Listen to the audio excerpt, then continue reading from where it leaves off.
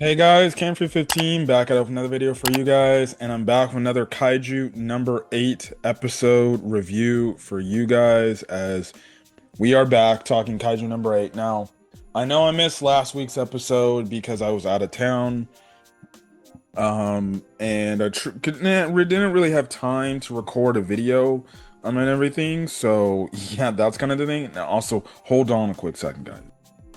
Okay, back. But as I was saying, yeah, yeah, I missed those. So I'm not going to talk as much about last week's episode. I'm more than going to talk about this week's episode. But essentially, what happened last week, we saw how to where Kafka and we had it to where Narumi they tried to take on Kaiju number 8, no, number 9. My bad, number 9, and it just was not working at all. Like they did all the attacks they could, but number 9 wasn't even getting, you know, basically beaten by these things. Now, they do this one technique where it actually takes out a good chunk of Kaiju number 9's body, just doesn't finish him off completely. And because of it, he unleashes like a freaking like final explosion Vegeta like style attack, right? And blows up the entire area. And yeah, I was thinking that Shinomiya Kikuro's father was still alive. No, no, he definitely dead. Like, cause like half of like the bottom half of his body was completely gone. Kaiju number 9's body was completely gone. He ended up regenerating. He ended up flying away. Um, but it was actually crazy to see like that happen. I'm just like, bruh, we actually have a massive problem. Cause not even Kaiju number 8's power could be able to defeat him, right? So you do get the ceremony of his funeral and everything. And it's just kind of heartbreaking to see. And then on top of it, you just have it to where Kikuro asks Narumi, like, I want you to train me to be even stronger, right? And that's kind of the case there. Now, Narumi also goes to Kafka to say, like, look, man, until this is done, we'll worry about, your kaiju stuff later. But I need your help to defeat kaiju number 9, and Kafka accepts. Now, the one interesting thing that we see with Kafka, is the fact that a part of his hand did not go back and turn into a human, right? It stayed in its kaiju form. So I have to wonder, the more he transforms over time, is his body going to be turning into that of a kaiju to the point like, maybe prediction by the end of the story, he potentially could die. I don't know, but it's definitely interesting to say the least, and that's an interesting story point because it's like, okay, now he kind of has to willingly be like, all right, do I need to turn into my kaiju form here? If not, then okay, fine. But the fact that we get like this information revealed, like slowly but surely, his body is turning into a kaiju and it's not going back to its human self.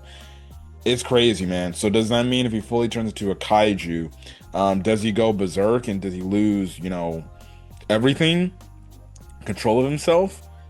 More than likely, yeah. But we'll definitely have to see where, that's going to go. But like, man, I don't. It's gonna be interesting. But it leads into this episode, which is episode 6, and because we left off on the cliffhanger where Hoshino was actually reuniting and meeting Kaiju number Kaiju number 10. Because remember in the first season he fought against Kaiju number 10. So we get the conversation leading off this episode, and basically Kaiju number 10 is still conscious and still wants to talk. And the thing is, since we know that Kaiju number 10 was essentially had, an alliance with Kaiju number 9, Hoshino asked Kaiju number 10, like, hey, what's the deal with Kaiju number 9? I know you worked alongside it. What the heck is, you know, we need information out of you because we're trying to stop this dude. And Kaiju number 10 is like, ah, you want information about Kaiju number 9? Okay, only on one condition. You let me fight with you. You basically turn me into a weapon and you can use me to fight. And because I want to go out there and I want to go fight. And this is getting everybody shocked. Even Mina's like, a kaiju actually wants to be turned into a weapon to be utilized. And it's crazy. Like the visuals were absolutely insane. Like he was like, "Please use me." Now, at first, I was thinking like, "Oh no, he wants to fight, fight, fight." No, but even Hoshino's like, "You can't even fight in the state you're in," and that's no. Dude was talking about like, "No, I want you to turn me into a weapon so I can fight, and I want, I want you to use me." Now, obviously, the Defense Force has their worries because they're like, well, what if he's using this as a way to take over your body?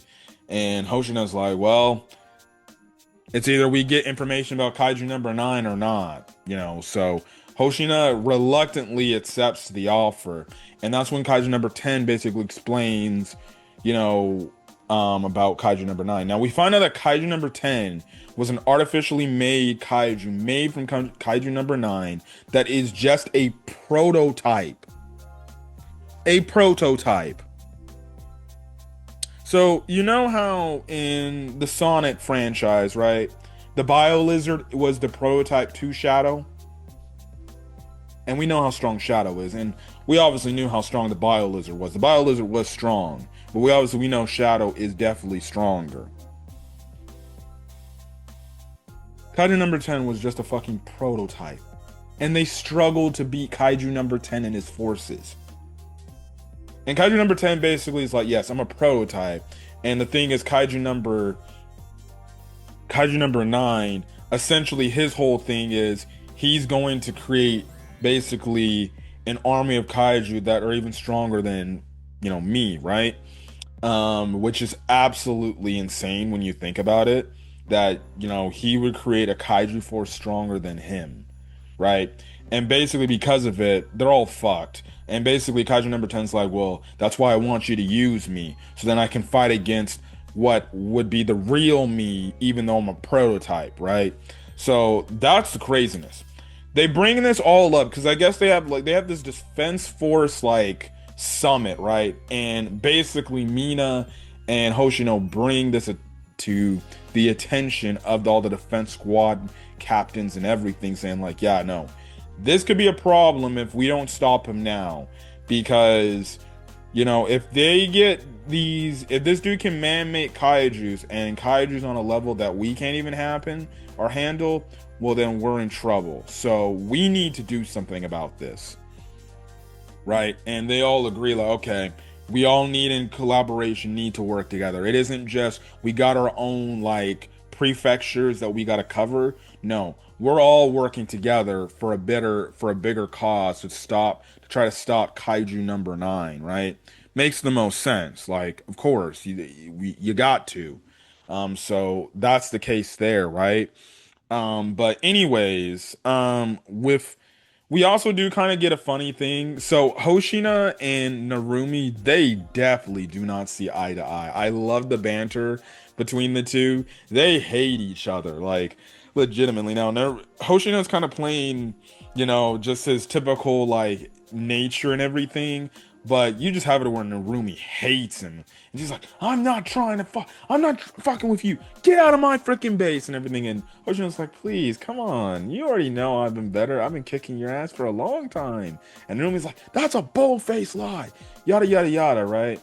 And also, too, like, Hoshino brings up how Mina was a better shooter than Narumi. So it's you can see that Narumi does not like Mina's division, right? So that's funny.